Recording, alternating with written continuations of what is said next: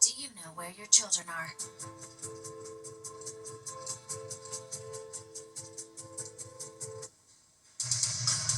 Right now on the 10 o'clock news.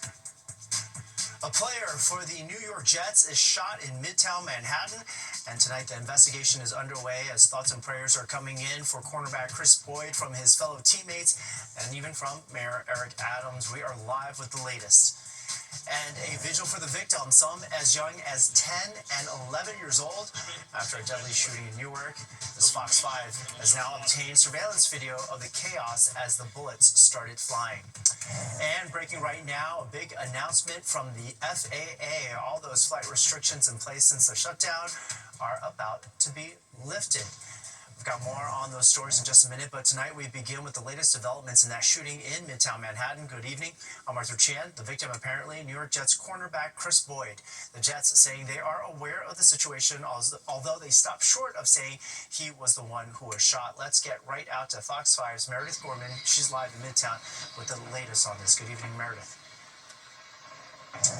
Hi, Arthur. Yes, this area right behind me is the location where New York Jets cornerback Kris Boyd was reportedly shot overnight. Now, it's in front of a very popular restaurant in the area, but here's what we know right now. Now, the New York Police Department says a 29-year-old man, the same age as the Jets cornerback, was shot once in the abdomen just after 2 a.m. on West 38th Street here between 7th Ave and Broadway. He was rushed to Bellevue Hospital and is still in critical but stable condition.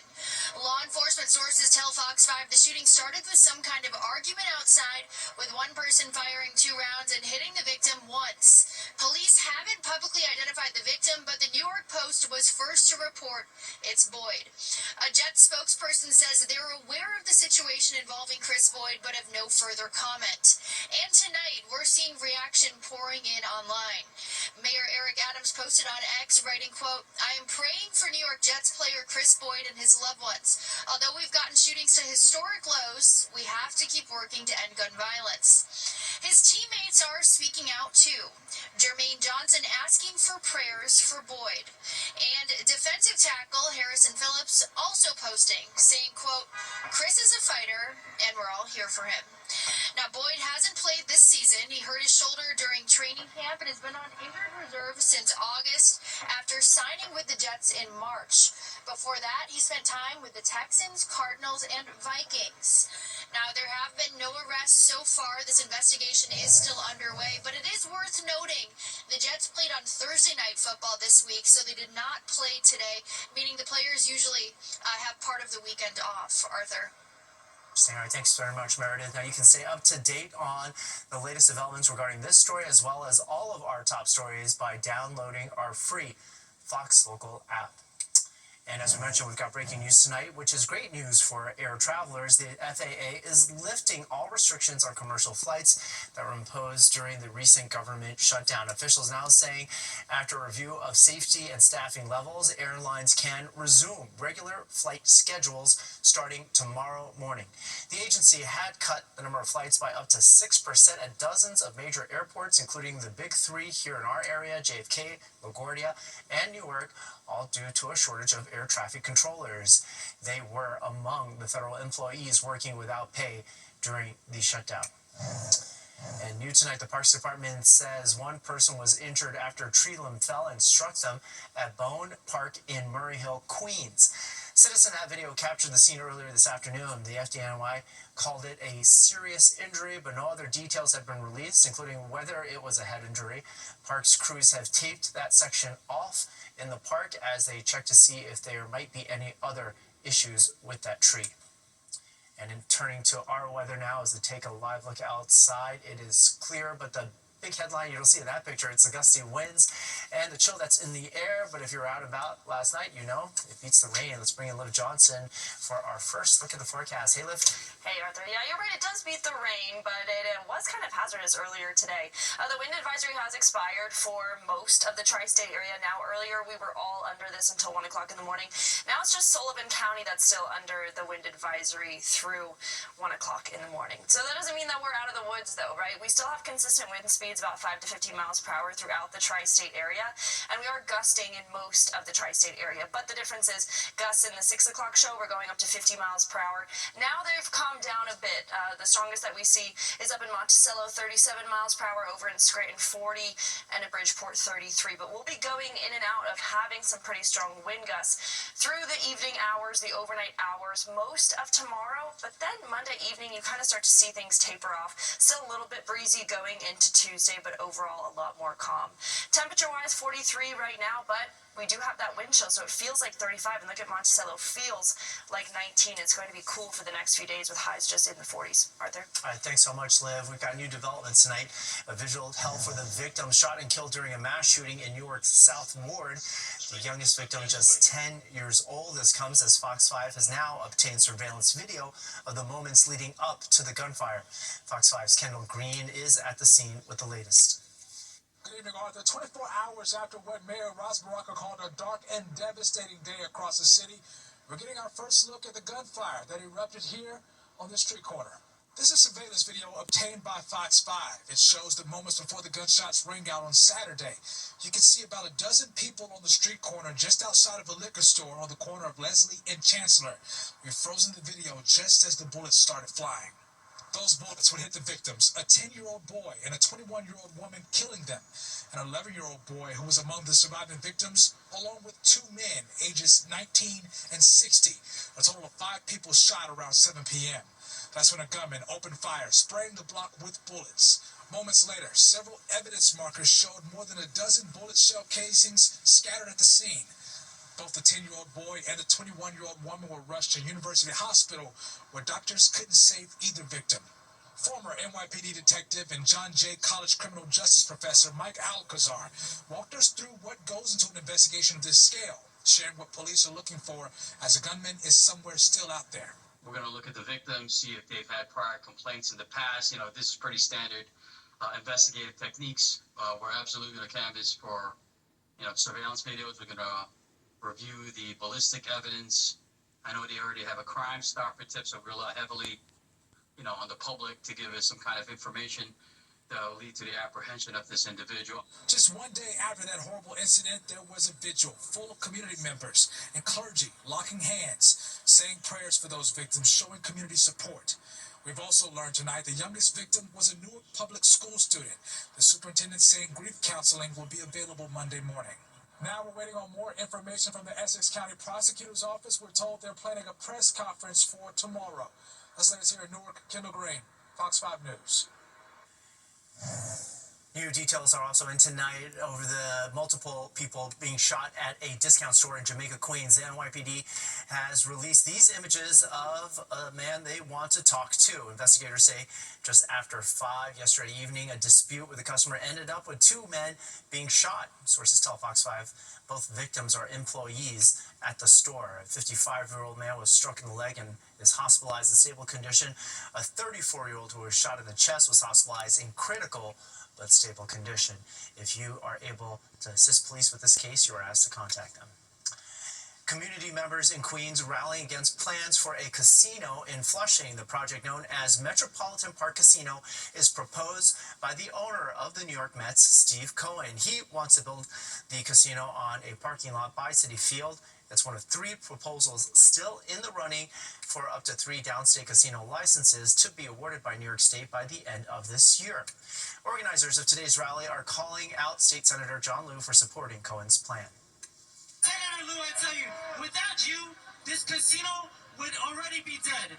This is a betrayal to Flushing, to your people, to your community, and you must publicly apologize for what you have done to make this casino happen. In response, Senator Luo has released this statement saying in part, quote, "I appreciate the passion with which some advocates oppose this proposal, but the proposal recently won formal support from the Community Advisory Council unanimously and also has long been supported by the borough president, state assembly members, city council members, and all nearby community boards." And we're pointing out all this comes as the Metropolitan Park project for that casino faces a potential legal challenge. On Friday, a judge reportedly ordered the city to temporarily refrain from entering into a new agreement with Mets owner Steve Cohen over the use of Citi Field's parking lot. That order was issued after the U.S. Tennis Association filed a lawsuit accusing the Adams administration of violating the terms of its lease on the National Tennis Center. In a statement, the mayor's office says they are reviewing the lawsuit now. A spokesperson from Metropolitan Park tells us they disagree with the opinion and are reviewing their options. President Trump says talks are possible with Venezuelan President Nicolas Maduro just as the USS Gerald Ford aircraft carrier arrives in the Caribbean Sea. The world's largest and most expensive advanced aircraft carrier is now positioned with other warships near Venezuela. The Trump administration has been carrying out a series of military strikes against vessels it suspects of transporting drugs. Today, Trump suggested a possible diplomatic path forward with Venezuela. He did not, however, provide details, but he did say he may be having some discussions with Maduro. Venezuela would like to talk. What does it mean? You tell me. I don't know. You want to talk to them? I talk to anybody. I talk to you, right? I talk to anybody. We'll see what happens. Maduro, who is facing charges of narco-terrorism here in the U.S., has accused the U.S. government of, quote, fabricating a war against him. As you can tell, we've got a lot of ground to cover on this Sunday night, including how this Sunday served up New York City's love for fresh bagels. As countless cars rolled into Citi Field, we're going to be taking you to Bagel Fest 2025. And it's a celebration of a different kind. How this week is guaranteed to get you into that holiday spirit. And Tina Cervasio joins us now to look at what's coming up tonight on 10 o'clock news.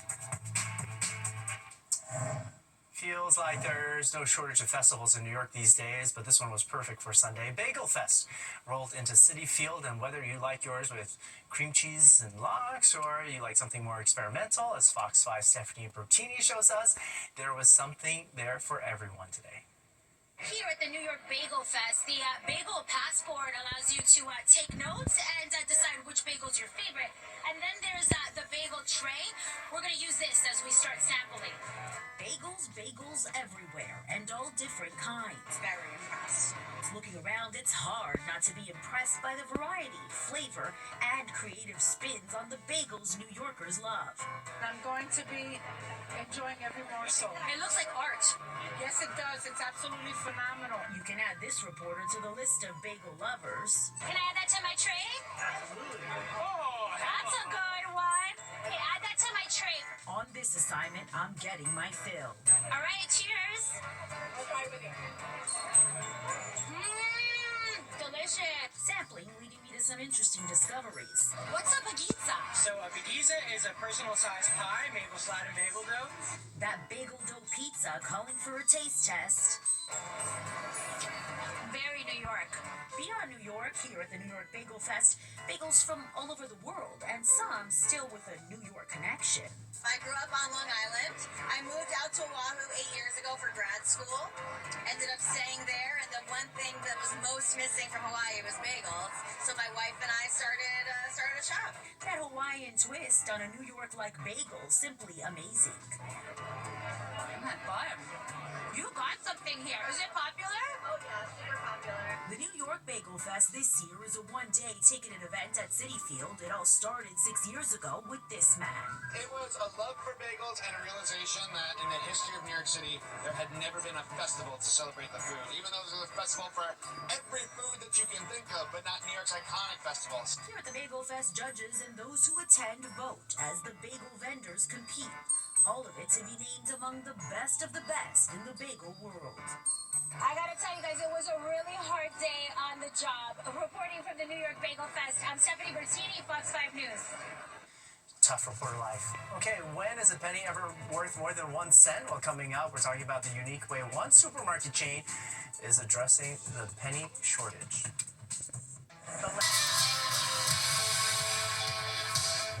Liz Johnson's got our forecast, and I guess that blue is not good news if you like warmth.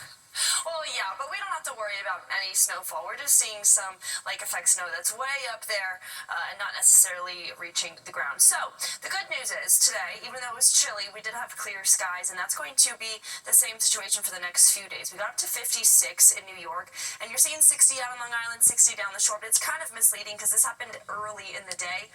Most of the day we spent in the 40s, but still, this is a little bit above average for this time of year, so we finally got above average for the first time in about 10 days, but it was very, very short-lived, and our record was set back in the 1920s, 72 degrees, which would have been nice. So right now we are in the low 40s, 43 for New York, 44 for LaGuardia, clear skies for Atlantic City, but still a crisp 45 degrees. Here's what we have. Cold temperatures are setting in. We really saw those temperatures drop dramatically as we went through the morning till now. Still breezy tomorrow, not going to be as intense as today, but still a windy day. Dry for a while, and then we're warmer by the weekend. It's a bit more mild for our Saturday and Sunday. This area of low pressure gave us some rain yesterday, especially for those overnight hours. We have high pressure through a lot of the country, so it's pretty quiet for most of us. But as I said, still going to be breezy tomorrow. But you'll wake up with clear skies. We're not going to see much cloud cover even for Tuesday or Wednesday, and by Monday night those winds will calm down as well.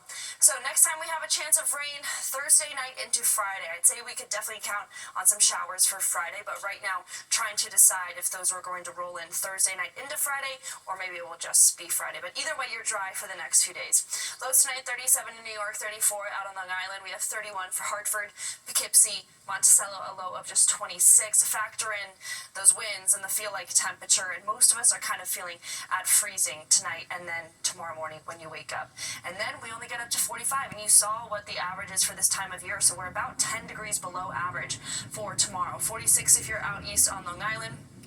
Low 40s throughout Connecticut, 44 for Poughkeepsie. Monticello only gets up to the mid-30s tomorrow. And this is the picture for the next few days. So 45 tomorrow, 47 Tuesday, 47 Wednesday. We kind of start creeping back up into warmer temperatures for the end of the week, but still just 50 on Thursday. We have that rain chance we talked about that takes us into Friday. 57 though Friday, and right now looking at 50s for the weekend. And if Saturday is dry and 59, then that's a nice next weekend. Arthur? That'll be a win. Thanks so much, Liv. Well, you heard Liv talk about the chill in the air, and if you want to look at it from the bright side, it may mean that it's beginning to feel a little bit like Christmas. From the Bloomingdale's window display to the Bronx Zoo's holiday lights display, the coming week aims to get you in the holiday spirit. We've got all the details next in our look ahead. So you only check it. It is time now for a look ahead at some events happening this coming week. If you're looking to get into that holiday spirit, this might be the nudge you need. This coming Wednesday, Bloomingdale's will have its holiday window unveiling. That takes place at 6:30 at their flagship store on 59th Street. Also, on Wednesday, the annual lighting ceremony is taking place for the iconic Fifth Avenue snowflake. That ceremony happens at 5 p.m. And then on Friday, the Bronx Zoo is going to be lighting it up with millions of lights and hundreds of wildlife lanterns spread across 6 trails. Some favorites are back, including the Holiday Train and Enchanted Sea, and new additions include snow tube slides. We're going to be right back with a penny for your thoughts and the final check of the weather. So you only Some may say it's just a penny, but its absence is already being felt. For today only, Price Chopper and Market 32 asked customers to bring in their pennies, and in exchange they'd get a Price Chopper or Market 32 gift card worth double the value of the change they bring in. The U.S. Mint has ended production of the penny. It did so on Wednesday. Liv Johnson has a final look at our forecast. Hi, Liv. Hi, Arthur. So it's going to be cool for the next few days. So buckle up when you wake up tomorrow morning. Expect temperatures to definitely feel like mid to low 30s. And then we only get up to 45 tomorrow. We stay in the 40s for the first half of the week. Eventually warm up, if you can say that, to 50 for our high on Thursday. A chance of an evening shower that takes us into Friday. Looks like a rainy Friday so far, but timing we still have to get a little bit closer to see how it's going to play out. But at least it looks warmer for next week and a high of 59 on Saturday and 52 on Sunday. But bundle up for tomorrow. Arthur. Vice, thanks so much, Liv. That's all we've got for tonight. You are up to speed on the news side of things. Remember, news is always streaming on the free Fox Local app, where you can get breaking live updates and watch our newscasts anytime from anywhere you are. Now, stay with us. Sports Extra with Tina Cervasio starts right now.